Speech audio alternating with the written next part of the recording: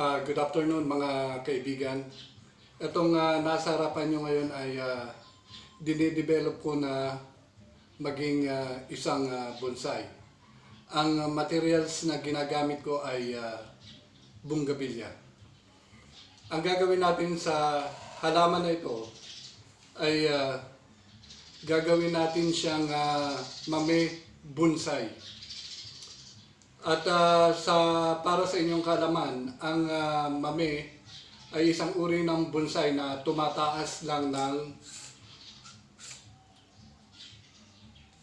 5 inches or 15 centimeter. So, ganyan ang taas ng isang mame bonsai, 15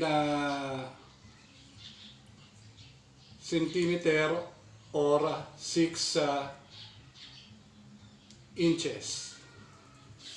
So, ang style ng mame bonsai na to ay tinatawag na twin style of bonsai. So para mapanatili natin na ganito lang siya kalaki, ang gagawin natin ay yung tinatawag na tip pruning. Tatalbusan lang natin siya. Ganito. Tip pruning. Talbusan natin siya. Para hindi na siya lumaki at matrain siya na ganyan na lang siya kalaki. Ang tawag po sa ginagawa ko ay tip pruning.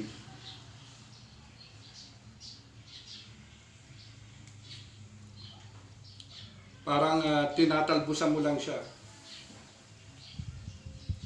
Tip pruning.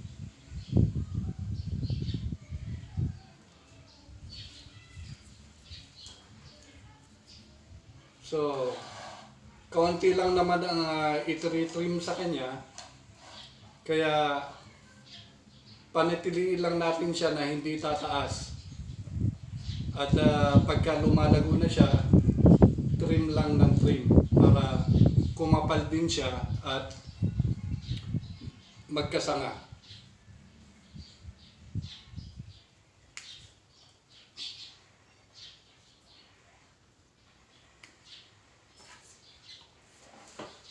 So, ito na yung mame na tinatawag. Bali, may 2 buwan na sa akin ito. Mataas ito, mga hanggang dito. Pero, hinard pruning ko siya, kaya naging ganito na siya kaliit.